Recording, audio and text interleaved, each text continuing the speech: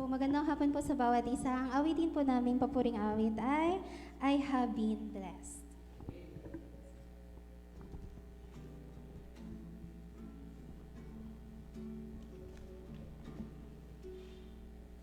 When He moves among us, all that we lost, all of His mercy, and all of His love, and the pen of the writer, write every day.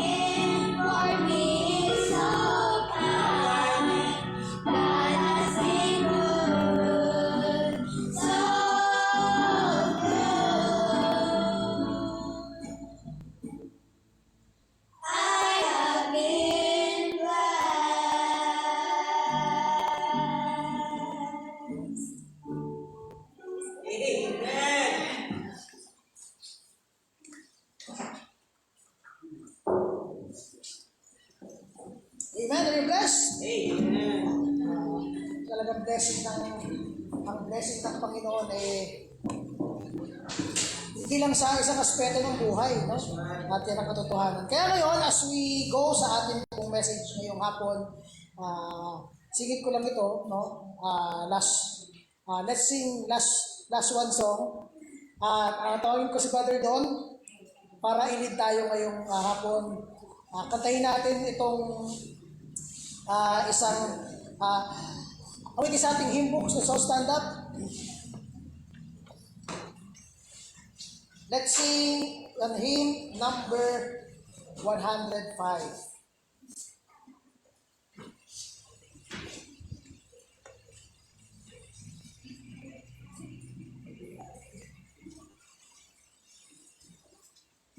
Hymn number 105, Grace Greater Than Our Sins. Bago tayo pumunta sa mensahe, ito ang isang gospel reminder for every one of us na ang meron tayo ngayon is from God's grace. No? At ang lahat ng meron tayo ngayong hawak ay lahat galing din sa grace ng Panginoon. Let's sing on the first, second, and third stanza. Marvelous grace. Sing. Marvelous grace of our loving Lord. Grace that exceeds our sin and our guilt. Yonder on our glorious found our Lord. Never the blood of the Lamb was sweet. On the chorus now, bigyan natin ang ating best dito pero dadahalin lang natin. On the chorus now, grace sing. Grace, grace, has grace, grace that will pardon and cleanse. Let's sing it. Grace, grace, has grace. Amen. Grace that is greater than all. Amen. Glory to God. The second now, dark is the state. Sing. Dark is the state that will get high. Amen. What can I do to wash it away? Look, there is no way a crimson tide. Whiter than snow that remains today. Grace, grace, God's grace, grace that will pardon and cleanse. Within grace, grace, God's grace, grace that is greater than all our sin. On the last stanza now, let's give it our all. Sing. Marvelous, infinite, much less. Amen. Freely bestowed on all who believe. Amen. All who are longing to see His face. And our question, will you this moment His grace receive? Grace, grace, God's grace, grace that will pardon and cleanse. Within it's God's grace. Amen.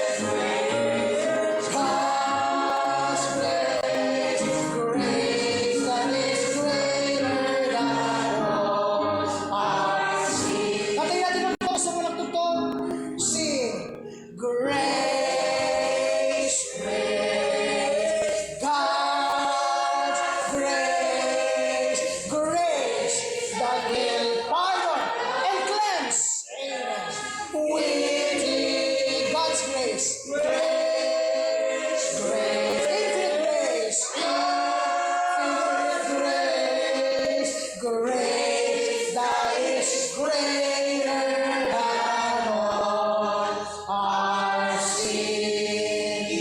And the people of God say, Amen. Glory to God. Pastor, please, pwede po tayo mo po.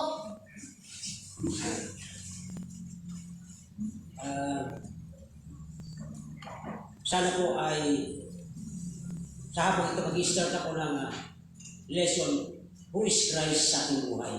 At gagamitin natin itong Psalms 23. Kanina po ay yung lola doon, dinaanan namin yun para sunduin.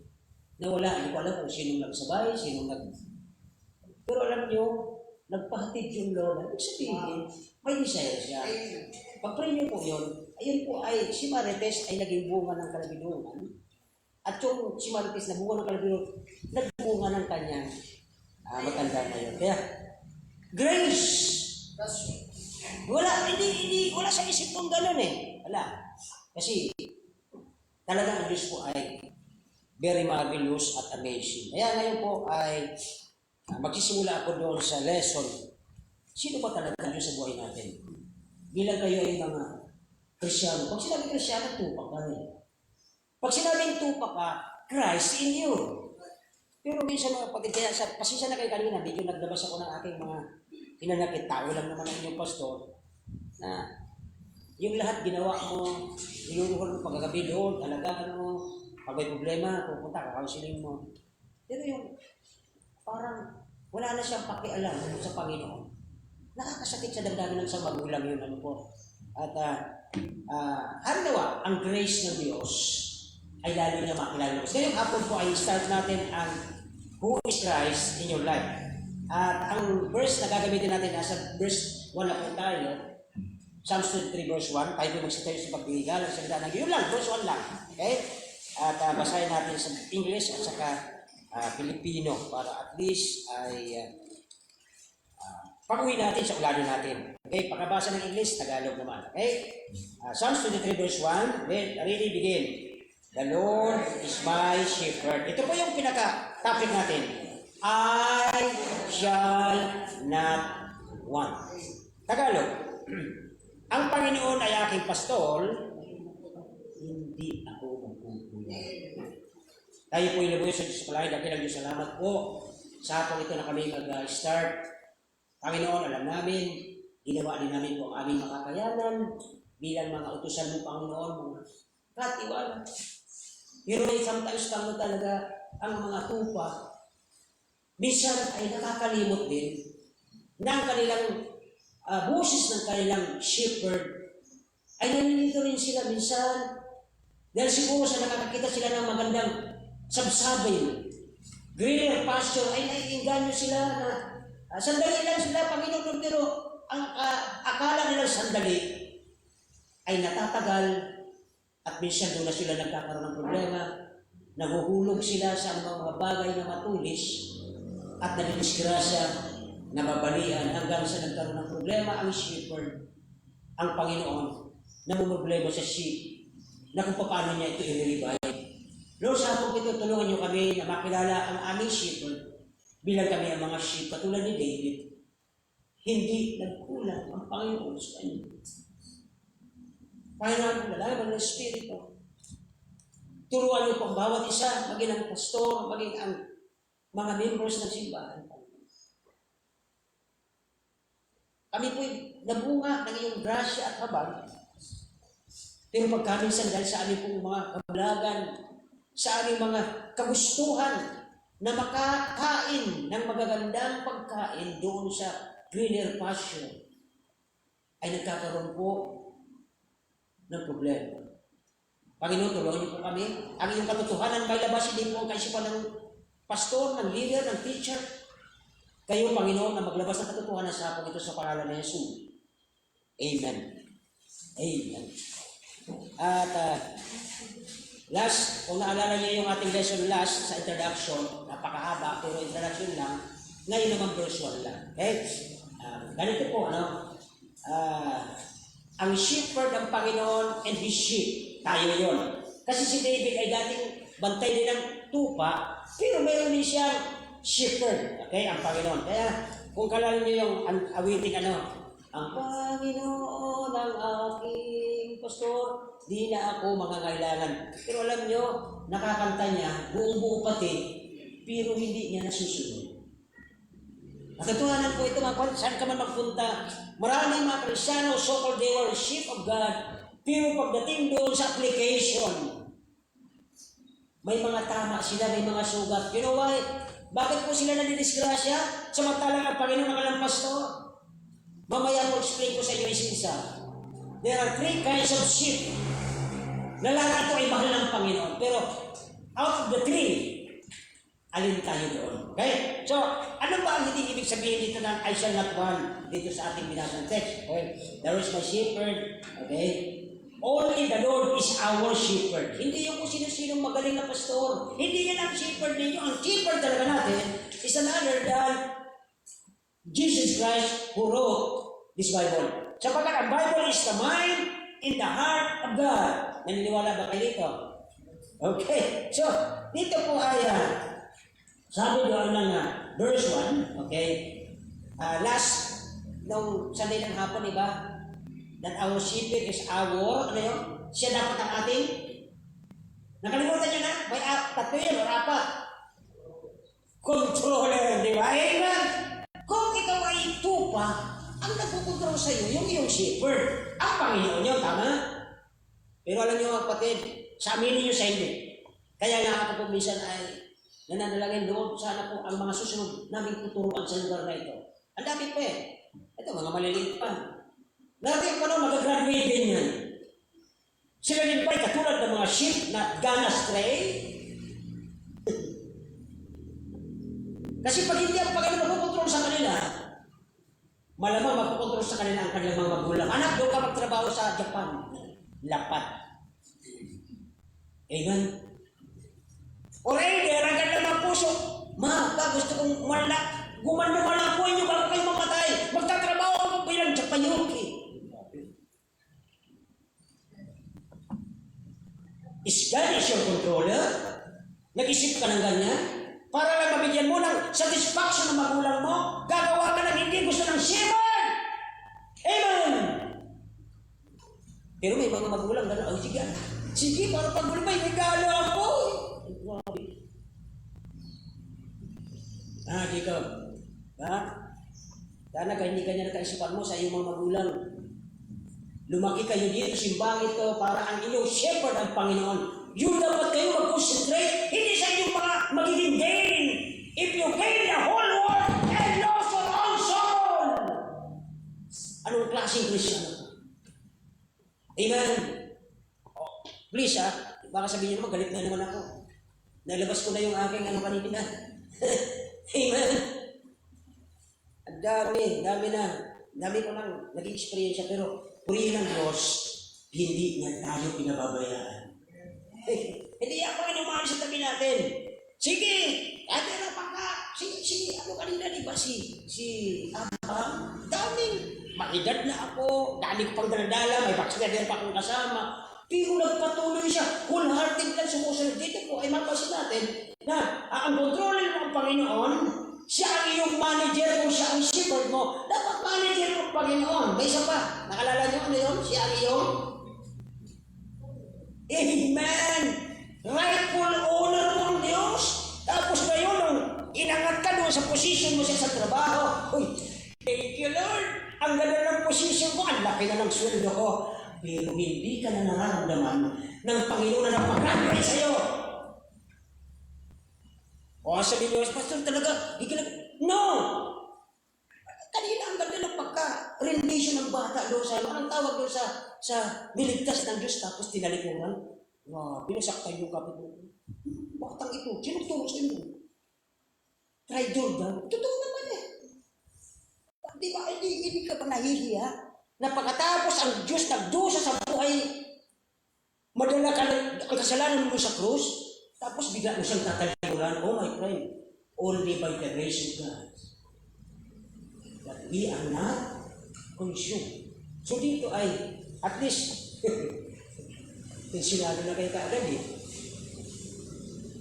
Kaya nga, kanina po ay, maganda naman yung tinatanong ni David pa isa-isa yung mga young men, o anong plano mo?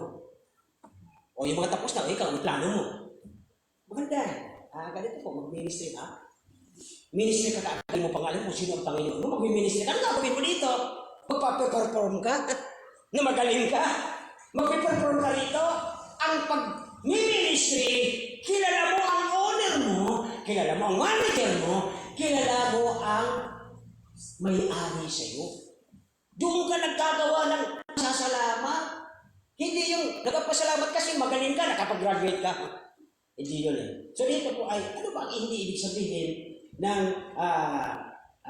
I shall not want? Hindi mo po ito ibig sabihin na, kasi may mga nagsasabi na malalaman mo daw na ang isang tao ay prosperous, okay?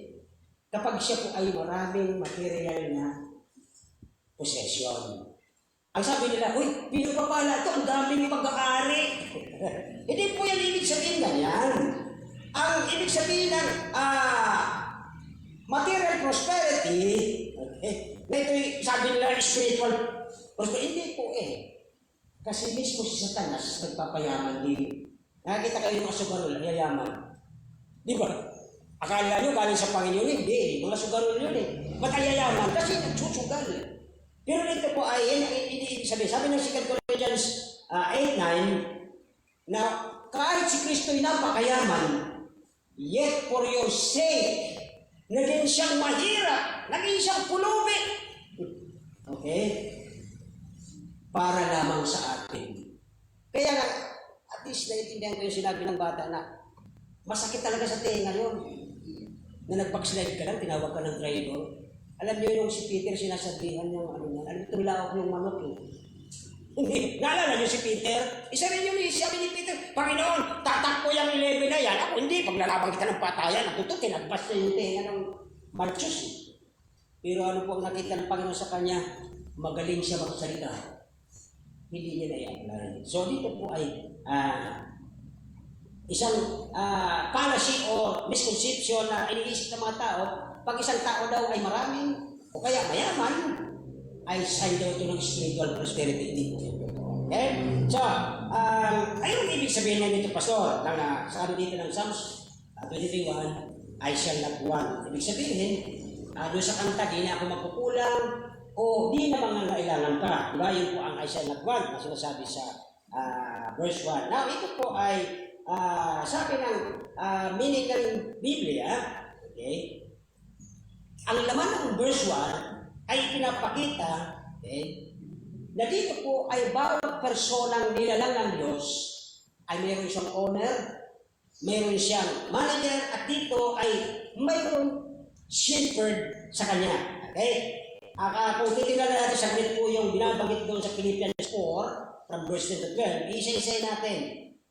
Dito sa verse 12, sabi ni Pablo, okay, alam ko ang ibig sabihin at dito po ay ano ang pangangailangan. Okay? Philippians 4, 10 to 12. Tingnan natin saglit. Okay? Philippians 4. Yan. 4:10 muna. Bago mag-12. 4:10. Yan. Ako ito nagagalak sa Panginoon na ngayon sa wakas ay inyong muling pinuhay ang iyong pagmamalasakit sa akin. Ano ibig sabihin ni Pablo? Diba? Nagme-ministry siya. Dahil ang Panginoon na kanyang uli, kahit wala siyang pamasahe, kahit wala siyang pagkain, nagtutolda siya para makabenta siya ng tolda, may makain siya. Hindi yung nagpupunta tayo dito para mag-perform. Hindi po yun ang totoong ibig sabihin ni Pablo dito. Sa pagkakita po, ay pagmamalasakit na dito yung katotohanan na nagkakaroon kayo ng malasakit, ngunit wala kayong pagkakataon. Next verse. Tingnan niyo po ang verse 12. Okay? Hindi siya nagsasalita kung dala ng pangangailangan sapagat ating natutunan na makasiyahan sa anumang kalagayan aking kinaroroonan. Alam niyo mga kapatid, ang dahilan kung bakit nasiseduce ni Satan ang ating mga young people, lalo mga professionals, doon sa promotion. Di ba ang dahilan kung bakit si Satanas nag-rebelde? Alam niyo kung bakit? Nag-rebelde si Satanas dahil gusto niya ma-promote sa pagiging from song leader to gusto niyang maging Diyos eh. Kaya po mag-iingat ang isang sheep pag siya po'y pinopromote sa kanyang gawain. Napansin niyo po ba yan? Okay, next. Marunong ako magpakababa. Marunong din ako magpakasagana. Sa bawat bagay na natin bagay na tuturan sa inigin, nagkamusugan, at maging sa kagutuman, at maging sa kasalan, maging sa kaya kung mga kapatid ay doon mo mapapansin na kapag ka ang sheep ay nalito na, hindi niya na alam yung tinig ng kanyang shepherd, di ba? May sheep, then may voice. Ang dahilan bakit hindi niya narinig ang voice ng kanyang Panginoon, ng kanyang shepherd, yung kanyang Bible ay hindi niya na po nabubuksan. Because he or she is so busy in a barren life. Busy siya pero wala na po production yun eh. Sige man siyang tanim, hindi na po nagbubunga, hindi na po nagtutubo. He was so busy, but busy in a barren life. Pag ano mang gawin mo na wala ang banal na spirit sa buhay natin, kaya sabi ko kanina sa grupo namin mga kalalakihan, mag-pray tayo. Nakapagtuturo din tayo, at hindi naman sabi napakagaling magturo. Pero hingin natin ang Holy Spirit that guides. Siyang mag-convict, siya po magbago, sapagkat kahit anong galing ng ating pagpapadala, pag-guide sa mga kabataan ito, kung wala ang Holy Spirit sa kanila nagpakilala, yan ang inyong Diyos, ang controller ninyo, ang manager nyo, ang dapat may rightful owner sa inyo, walang ganyang maiintindihan ng ating mga young people. Kaya dito po ay hanggang verse 12 lang naman yan. Okay, sabi nga dyan, okay, I am instructed to be full and hungry, to abound and to suffer need. Kaya mga kapatid, ay dagdagan pa natin, kasi nadaanan ko rin ako po yung trabaho eh. Pag nakita niya, kasi ganito po ginawa namin, ginawa ko nung araw, may box ako eh. Ito yung box sa Panginoon, ito yung box sa aking family, kasama na ako doon. Marami dito sa akin. Ito kasi offering lang eh. Lagay ko. Pag sweldo, Lord, ito para sa iyo. Akin. Dito na, dumating yung hilig ko. Gusto kong bumili ng ganito. Wala na. Tapos pagbalik ko sa bahay, yung box na dalawa, yung para sa akin at sa family ko empty, ang Panginoon natitira. Wala akong pera sa bulsa. Lord, pwede pong pahiram. Kaya ba ng Diyos mag-control? Hindi. Uutapan mo pa ang Diyos. Lord, pahiram ha. Babalik ko sa akin, yung librihin ko pa. Okay. Punta. Pagbalik, lahat ng box wala na. Anong klase? Naintindihan niyo nga, sulat ka ng sulat yan. Ipag sasalita, sulat ka ng sulat eh. Naintindihan niyo ngayon kung anong klase na kayo ay pinalalaking simbahan bilang makilala niyo ang inyong shepherd, na mayroon mga pangalan para sa iyong shepherd, kinukuha mo pa. Tama yung sinabi kanina. Na pag dumating ang panahon, doon pahiram, babalik ko, dudublehin ko. Sino nagsabi sa iyo, lukuhin mo ang lulo mo? Ikaw na may control eh. Kaya huwag na natin sabihin, huwag na natin pahirapan pa ang ating mga puso kapag ang ating mga kabataan, ang ating mga anak, napalaki natin sa simbahan, nakilala ng Panginoon, pero hindi nila kilala as their owner, as their manager, as their ano ba, yung apat na ito, then never po yan talaga magkakaroon ng satisfaction. Kahit malaki, kahit sobrang laki ang ibigay sa kanyang properties ng Panginoon, puro yan ganito, Lord, kulang pa Lord, kulang pa. Sapagkat ang kinikilala niya, hindi ang kanyang Panginoon, kundi ang kanyang sarili na siya'y maging satisfied sa lahat ng ino-offer ni Satanas sa kanya. Alam ko ba? Masakit ito, pero tindari niyo po ang pagkaka-declare dito.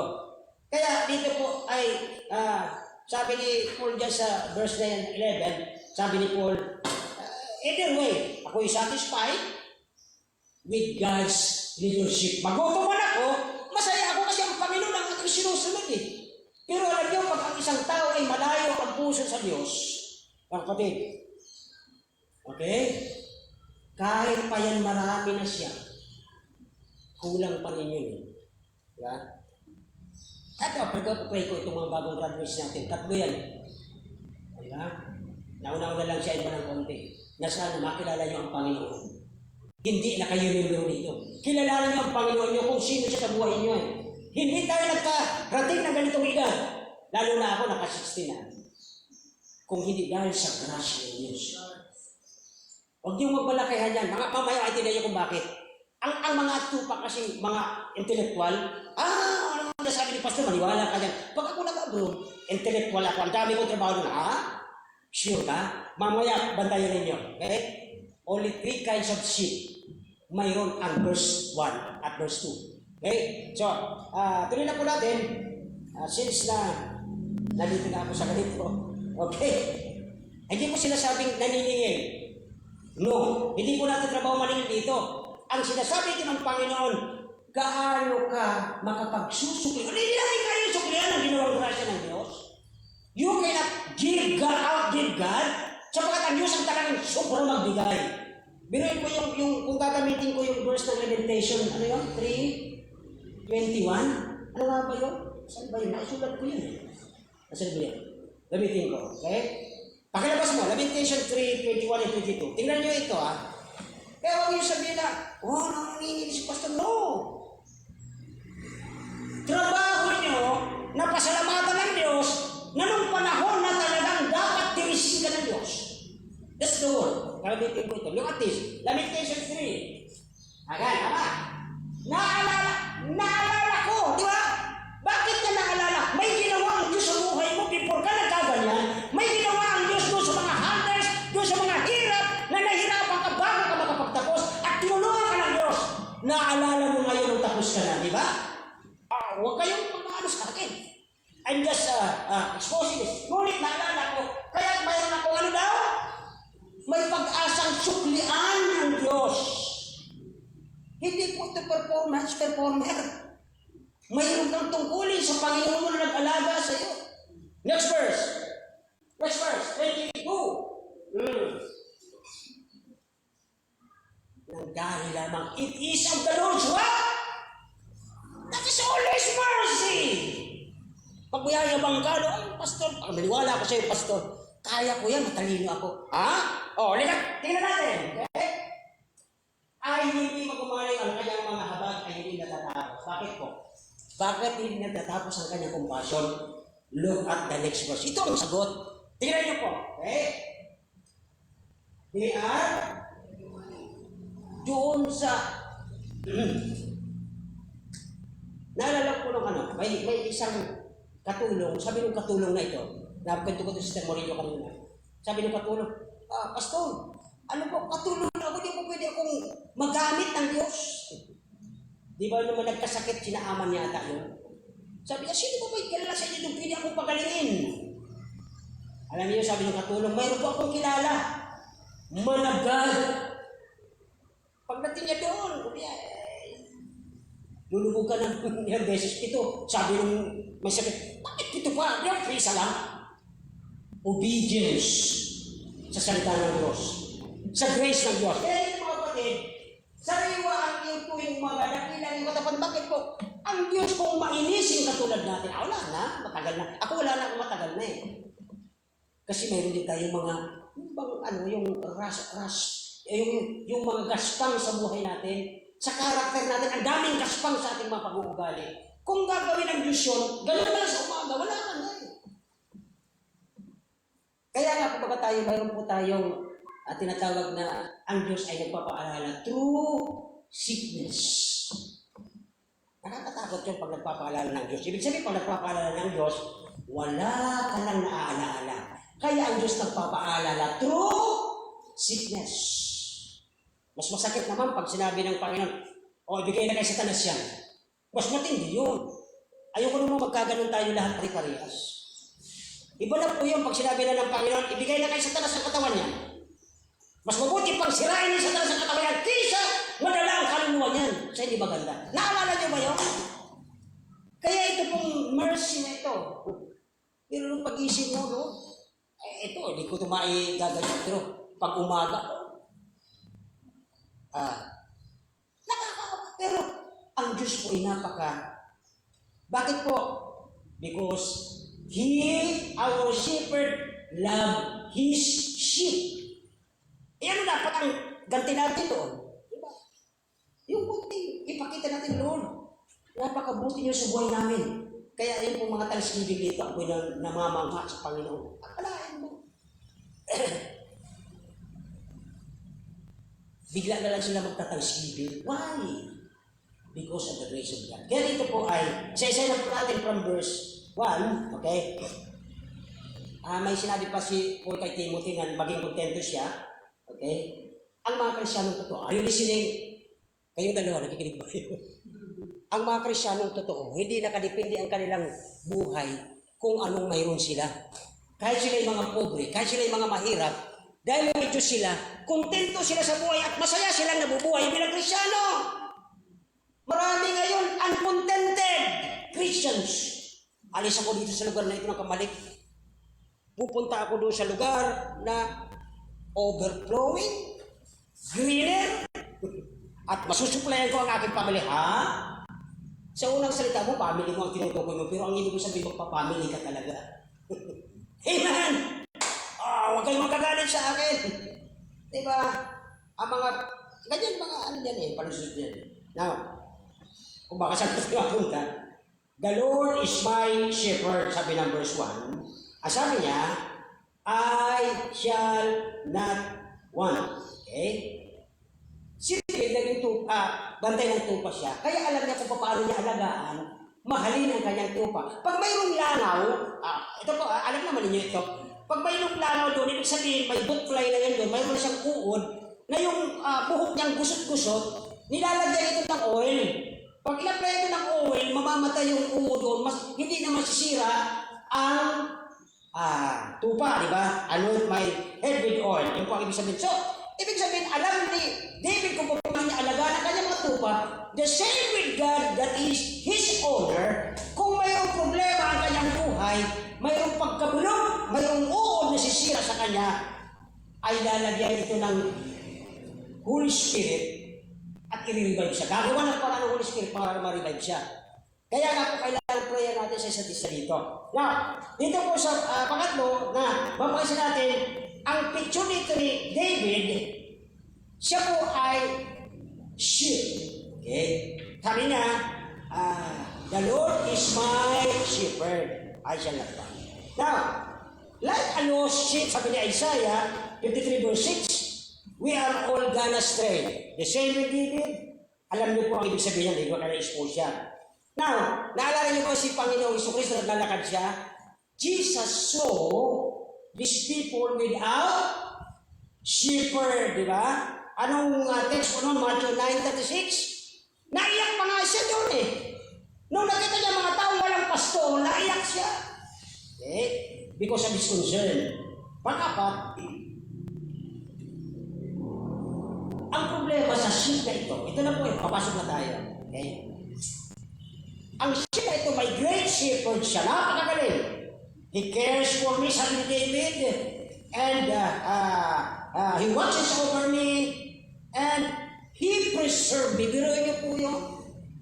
Pinipreserve ka, binabantayan ka, ano pa ba yung sinabi kanina? Inaalagaan ka. Alala ko tuloy ang Brother Raymond eh. Diba? Sa lahat ba naman ang gustong apihin nila, sila pa inapihin. At itinapil ng kanyang kalugad, di ba? Mabuti na lang, matapang ang Panginoon, binigyan sila ng strength. Diba? So dito ay, sabi ni David dito, but the sheep has a great shepherd, binabantayan nila lahat. Pero alam niyo mga kapatid, what is the New Testament say about this shepherd? Ano ba sinasabi niya sa New Testament? Now, letter A, okay, sabi ng dyan yata ito, He is a good shepherd who died for us. Diba? Namatay siya para sa atin. Bakit pagdating ng panahon na medyo kaya mo nang mag-solo, kaya mo nang magliwaliw?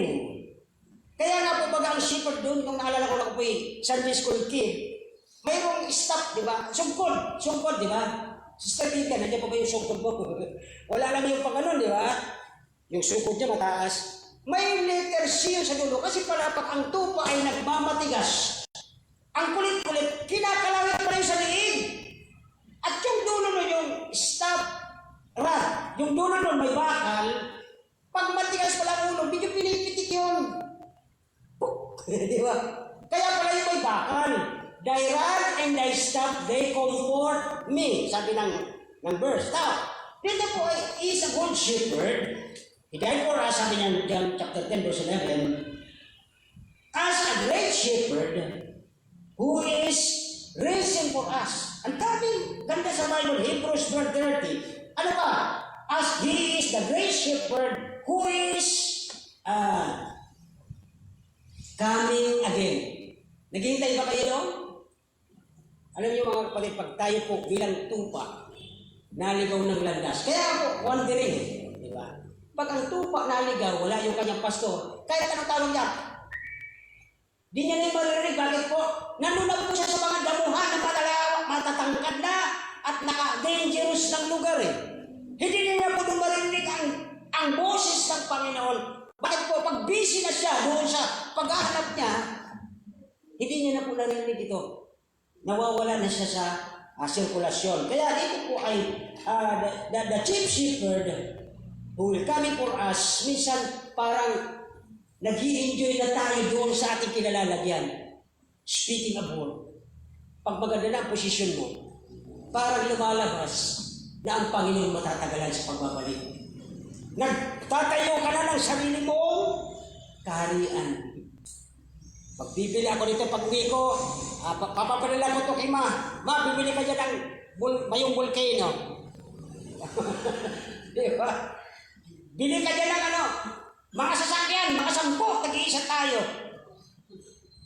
Wala na yung wala na yung tamang sa kanyang kaisipan sapat. Busy na siya doon sa mga bagay na panglupa at wala na po ang narinig ang boses ng kanyang shepherd. Now, pang-anim, okay, ang tanong, ang Panginoon pa rin ba ang iyong shepherd? Ay, salamat. Kaya naman pala, naintindihan ko na po, at least nasukat ko na kayo.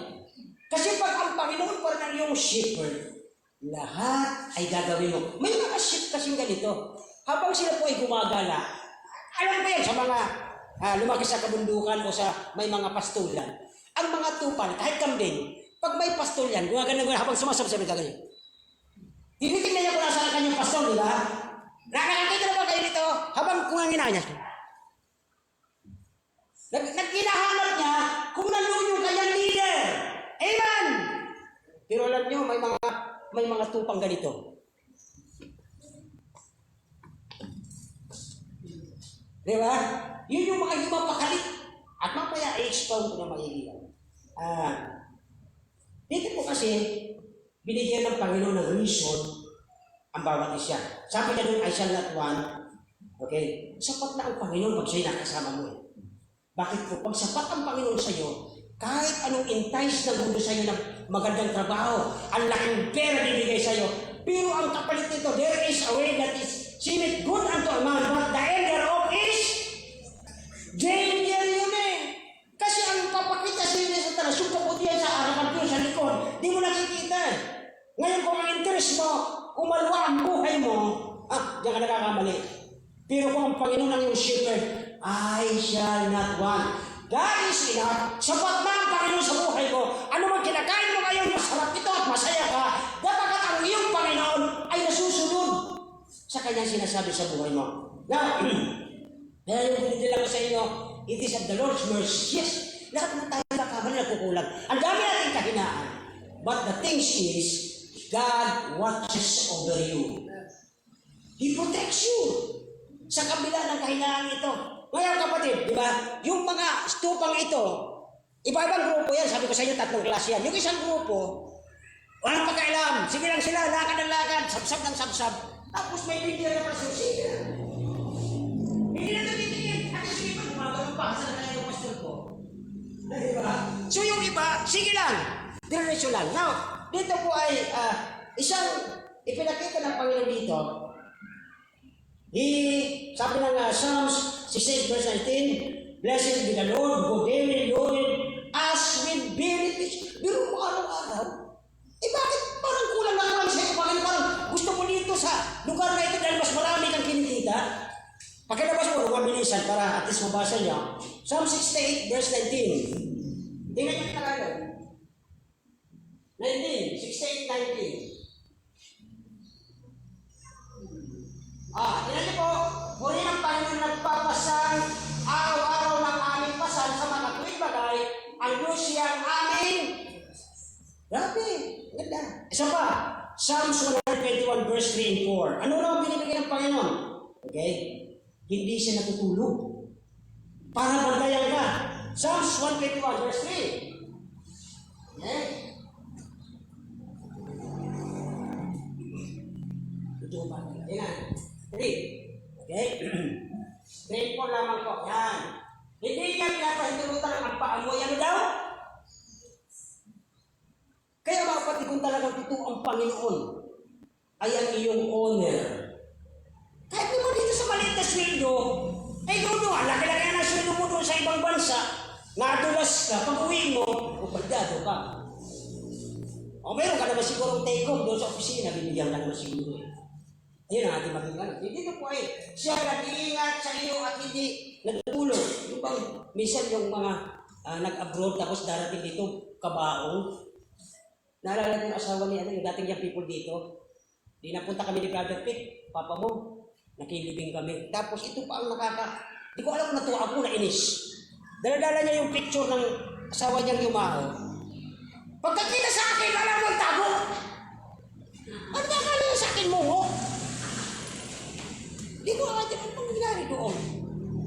Nagtago. Ganyan-ganyan niya, nakangiti siya doon sa harapan ng karo eh. Pagkakita sa akin, ang bira yun. Mga kapatid, hindi ang mga bagay na ito magbibigay ng satisfaction sa totoong tuwa. Sapagkat ang Diyos, iingatan ka, bibigyan ka eh. Tingnan niyo po yan. Hindi siya matutulog para alagaan ka. Ano pa mapapapasa natin yan? Verse 4. Okay? Verse 4. Ano daw sabi? Hindi siya natutulog para sa atin. Ang natutulog ngayon, yung mga damdamin at isip natin sa ating shepherd. Wala na yung dating sigasig, yung dating excitement, kasi ang mga shepherd sa ibang bansa, may simple o may tawag. Yung yung nanay ko, siya po yung lumaki sa, marami silang kalabaw. Yung sungay ng kalabaw, may may butas. Iniipan niya yung pag alas 6 madilim na wala pa yung mga kalabaw nila. Ang tawag doon ay budyong, di ba? Pag narinig yun ang pinakamatandang kalabaw, susuwagin nila yung mga nandun sa malayo. Tatakboy niya, tapos pag suwag niya, babalik yun, uuwi na yun sila. That was 1950s. Nanay ko mismo. Sabi ko pa naalagkan ko pa yung apo ng kanyang kalabaw. Sinuwag nga ako. So, mga kapatid, ang ship pa kaya? Ang tupa ng Panginoon ay isang sit-sit lang niya. Babalik yan eh. Pero alam niyo, nakinig ko ba kayo? Tupa ba kayo ng Panginoon? Ay, ang tupa ng Panginoon kahit anong sut-sut sigaw na oh! Wala sabi niya. Ganun na kayo ng mga tupa ng Diyos eh. Kasi bakit? Nag-i-enjoy na sila doon sa lugar na kung saan nagtatamasa nila ng mga makamundong bagay. Tama hindi? Yan ang reason kung bakit ayaw na nila bumalik sa Panginoon. Now, kasi baka mabawas oras nyo. Ikakat ko na to. Kasi napilito na tayo. Wala namang inaantok pero at least interesado kasi kayo dito. Sa ano naman, Hebrews 13:5, sabi doon, I will never leave you nor forsake you. Ano yan? Romans 8:28, and we know that all things, work together. Pero bakit nagkaroon ng ganitong lapse? Ultimo nga yun yung kanyang mga dating napanindigan sa Panginoon, na mahal na ang Panginoon, hindi na yan nagagawa. Bakit kaya? Okay? So, Philippians 4:19, my God shall... Totoo ba to? Kung totoo ito, hindi sila mananatili doon na hindi nakapagsiserve sa Panginoon, tapos nagsiserve sila sa mamon. Nakagawa pa po natin. Sa palagay ko, may problema talaga dito. Dito na tayo number 3, medyo iba na ang... naantok na yata kayo. Number 3 na tayo para matapos na. Okay? Unang tingin natin sa pangatlo. Sabi ni David, many Christians are like me. We are God's sheep. Number 1. Unang uri ng sheep. Ito na po. Okay. Some sheep, okay, always keep near, lagi malapit doon sa kanyang shepherd. And his favorite of each of them has a name, di ba? Minsan talaga pag talagang mahal na mahal mo yung tupa, yung pangalan pa yan eh. Oy, Peter! Psst! Nakakagawa si Peter. Isang aso, pag pinangalanan mo ang aso, talagang maglilik pa yan eh. Mag-worship pa ang aso sa'yo. Sabi niya, gagano lang aso, di ba? Nag-worship pa yan pag tinawag mo siya. Ito po yung isang uri ng sheep, okay? It is always joyful. He is full of joy sa kanyang obedience sa Panginoon. Alam niyo mga kapatid, may nakita na ako rito minsan. Nung panahon namin sa Quezon City, may mga kasamahan ako napasok ng UP. Maganda pag napasok ka ng UP, ako nga, hindi napalad na pumasok, pero naka-apply ako. Alam niyo, nung nakapasok na siya ng UP, nung una, sabi niya, Pastor, pag-pray niyo po ako, gusto ko ng trabaho. Tagal na po akong bakante sa bahay, tagal akong graduate. O sige, pray tayo. Nagkatrabaho si kapatid. Nakapasok ng UP. Nung unang Sunday, na doon, excited. Pangalawa, pangatlo, pang-apat, pang-lima, nung pang-anim, di na nakita. Sumunod na buwan, wala na. Umabot ang isang taon, dalawa, tatlo, wala na. May nirelate na kayo? Tandaan niyo, ang sheep na ito ay isang uri ng sheep na madaling nakakalimot sa shepherd na nagbabantay sa kanya. Sabi niya, wala na yung shepherd ko Sige naman siya. Hanggang sa nawala siya. They're gonna stray. Then, ito pong uri ng ito sana yung pinakamalalapit sa Panginoon. Kaya siya tinawag na favorite ng Diyos. You know what? Sa tuwing kibot, pray. Babad salita ng Diyos. Then pray. Then babad salita ng Diyos. Kaya ang lapit niya lagi sa kanyang shepherd. Ganito po ba kayo uri ng sheep? Pagkatapos yung mag-pray, magbababad kayo sa word of God, kaya kayo pag may kausap, sabi kausap ko, saan ka nagkukuha ng talino yan? Alam na sa Bible yata alam mo. Kasi babad ka na sa word of God. Kasi lagi kang malapit sa iyong shepherd. Lagi mo siyang kausap, kaya favorite ka niya. That is one kind of sheep. Ganito ba kayong klaseng sheep? Laging malapit sa Panginoon. Laging kausap ang Panginoon. Kaya halos tinatawag kayong paborito ng Diyos. And then, here comes the second one. Anong klaseng sheep ito? Okay? Kaya itong shepherd na binanggit ko sa una, okay? Ang tawag sila kanilang mga klaseng tupa, the happy one. Are you a happy one?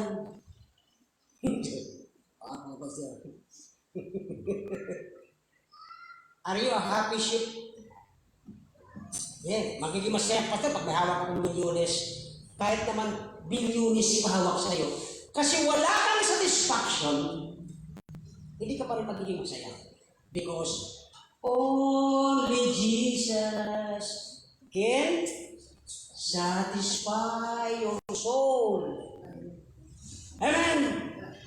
Kahit trilyones pa hawak sa'yo, di yan ang obra. Are you a kind of sheep? Patapos mong kausapin, bababad ka sa word of God. Ito ang kanyang mga favorite sheep. Number 2. Lapit na tayo tapos. The second one, sa kabuuhan, mga kapatid. Okay, hindi tayo sa kabuuhan mga tupa. Marami ito. Hindi ito isang grupo. Sa kabuuhan. The great body of sheep. Okay? So, ang tawag sa kanila ay mga worldlings. O, mayroon na kayo idea. Pag sinabing world, mundo. Lings, ano yung mga maka? Ay, hindi na magsalita Pag mga worldling na tupa, mga maka, ikaw na lang, pastor. Bala ka dyan. Diba? Bakit po? Anong klaseng tupa ito? Ito po yung mga tupa. Okay? Ang kanilang intent, doon sa kanilang pagsasabsab sa green pasture ay, and he will bring me to the green pasture. Sige sila. At hindi sila nakukontento sa isang lugar. Lipat! Lipat! Lipat! Kasi ang kanilang isip, hindi naman yata ako binabantay ng pastor. Kaya ko na to, ako mag-isa. Sa kabuuhan, okay, they are from place to place, searching for variety. Naghahanap ng iba-ibang uring masasarap na damo. Are you listening? Nakuha niyo na ba? Ito yung mga uri ng tupa. Na mas nakararami sila, hindi sila makontento sa preaching ng isa lang. very lousy, palasigaw pa. Di ko na nga maintindihan. Hahanap siya. At ang tawag sa kanila, they're searching of very variety of delicacies. Yung gusto-gusto nila yung, sabi niya dito, hanap ng gusto. Kasi ang gusto nilang masatisfy, naiintindihan ba ibig ko sabihin? Ang gusto nilang mabigyan ng kasiyahan ay hindi ang kanilang shepherd, kundi ang kanilang mga sarili. Yun ang gusto ng klase ng tupang ito eh. Lipat ang lipat yan. Punta dito, punta doon, punta doon. Hindi mo pakali. Pupunta kitanchip, pupunta kung kanino. Tapos naturuan sila gano'n, mali naman tinuturo ng pastor. Di ba? Kaya minsan dangerous din yun eh. Naghahanap ka ng variety na gusto mo, ang di mo napapansin, ikaw na pala ang parang Diyos. At hindi na ang Panginoon. Okay? So, and now, nilalabas mo nila, ano pa nila yung kanyang pastor? Diyan pa kaya yung bantay ko, baka wala na. Ginagano pa nila yung kanyang ulo, okay? Para makita kung nasaan ang kanilang shepherd. Siguro, nag-pray pa naman, Lord. Tulungan mo ako. Hindi ko magustuhan dito eh. Lord, pag-pray mo, ilid mo ako sa tama, doon sa gusto ko. Di ba? So therefore, ang kanyang hinahanap na, yung delicacies, yung kanyang gusto at hindi na, ang gusto ng kanyang shepherd. The Lord is my shepherd, I shall not want. He needed me. Pero sino na naglilid? Yung sheep na eh, sabi niya, Panginoon, ito ang gusto ko eh. Nakukuha pa natin. Tapos sasabihin yung pastor, di nag-a-assist yung mga young people natin, ha? Ako ba nagpapalami sa kanila? Diba? Kasi nga, yung mga young people natin, nung araw, ganitong edad ko, sa ulado ko ang 66 books eh. Sinong sa ulado ang 66 books? Genesis to Revelation. O, kita niyo? Eman, at least, anong edad mo na, Eman? Ha? Ay, lamang ka talaga. Ilang edad mo? Ha? Well, 12. Diba? Ilang verse meron ka? Memorize. Isa lang? Kita mo? Ikaw, Eman, ilan na memorize mo book? O verse? Ilang verse? Ha? 7. At least, di ba? Amen. Oh, diba? Nakita niyo mga kapatid? So therefore, ang dami nating kulang sa lugar na ito. Magtulungan tayo mga kapatid. Hindi wag nyo. Ito po kasi ang problema eh. Andiyan naman si Ate Ira. Tuturuan ni Ate Ira yun eh. Asa na tayo sa mga Sunday school teacher? Tama po ba ako? Dapat tayo mismo makita nila na tayo ay mayroong mga kanya-kanyang pagpapalago, pagbababad sa salita ng Diyos. Kaya dito po ay ang second class ng mga sheep na po ay this referred to the general flock sa karamihan, okay? They got so far away. Bakit po? Pagpunta rito, hindi niya gusto. Pagpunta rito, hindi gusto. Pagpunta rito, hindi gusto. Punta rito, hindi gusto. Hanggang yung sa labas, hindi na napapansin, napalayo na pala siya. Kasi wala na ang kanyang katiyuan sa kanyang shepherd. Ang lahat na yung nagbibigay sa distraction sa kanyang gusto. Nasaan ba ang sinasabi mo pinalaki ka sa Sunday school? Nana. Magyayabang pa. Ay, laking Sunday school ako, pastor, ha? Kung lagi ka na sa Sunday school, dapat kilala mo ang Panginoon mo. Amen! Dapat kilala mo ang Diyos mo kung lagi ka na sa Sunday school. Pagpamamalakihan mo ang pastor mo na laki ka sa Sunday school, ito ang simpleng may koneksyon ka sa Panginoon, wala na. Di ka na nga nagsisimba. Magmamalaki ka. That is the second kind of sheep na sa kakahanap nilang gusto nila, napalayo na, malayo na sa kanyang shepherd. I hope you pray sa tatlong itong bagong press graduate. Huwag kayong magkaganto kahit tinuturo ko sa inyo ng advance step. At oras na malaman ko ng pagkaganyan kayo, patawarin kayo ng Diyos. Hindi ko kayo kayang ligtas. And the third kind of sheep, ito lang. Tandaan niyo ito, hindi po ito pagsusumpa. At ito yung nangyayari. The third kind, others, hindi na po kabuhan, ilang mga tupa ng Diyos, ilang mga nakakakilala sa Diyos ay ganito. Okay? They are restless. Hindi na mapakali. Okay? They are number 2, they are discontented na ni Pastor, discontented sa grace of God, discontented sa Bible, Build. Kahit may bakod, tinatalon yan eh. Okay? At pagkatapos, ang nangyari sa kanila, takbo rito, takbo roon. May nangyari din dito minsan eh, buti wala na, di na bumalik. Nung kinakausap namin, ba't ka na dito? Kasi hinapi ako doon. Amen. May ganyan minsan eh. Yung pala naghahanap lang ng kakampi. So dito po ang tupang ito, they are climbing from, pag sinabing Bush, mga kapatid, di po ito si President Bush dati ha. Mayroon ka ba diyang Bush? Ay, hindi po pala. Ang Bush na tinatawag sa Bible, yung maliit na kahoy. At ito pong maliit na kahoy na ito, ang tawag po dyan ay bush. At ito yung sinasabsab ng mga tupa. So from bush to bush, talon siya rito, kain. Talon doon, kain. At pagkatapos, di nga sila mapakali, okay? Yung mga small trees na ito, palipat-lipat siya, hanggang, ito po, nabanggit ko na ito kay Sister Murillo kanina, sa palipat-lipat ng tupang ito, makakarating siya sa isang tupang kahoy. Sino sa'yo nakikita ng tupang kahoy? Kahoy, tupa, malaki. Nakikita mo na ito yan? So yung tupang kahoy na may mga sanga na maliit, tatakbo sila, akin sila doon, di ba? Yung kahoy bilog. At dito ay lungkot na ugas. Pagtayo ng mga tupa, pagsawsaw, ako naglalakad ng ugas.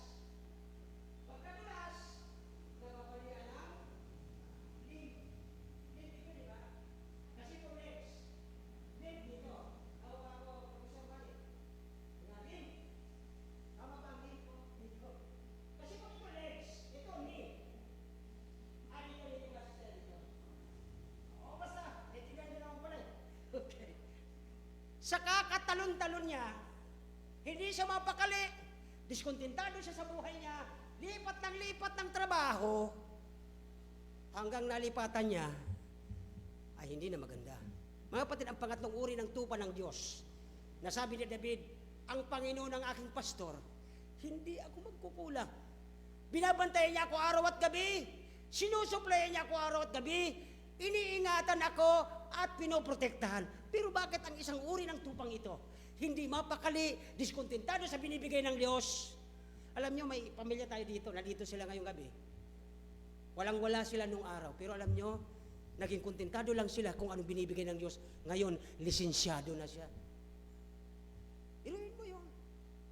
Yan po yung biyaya ng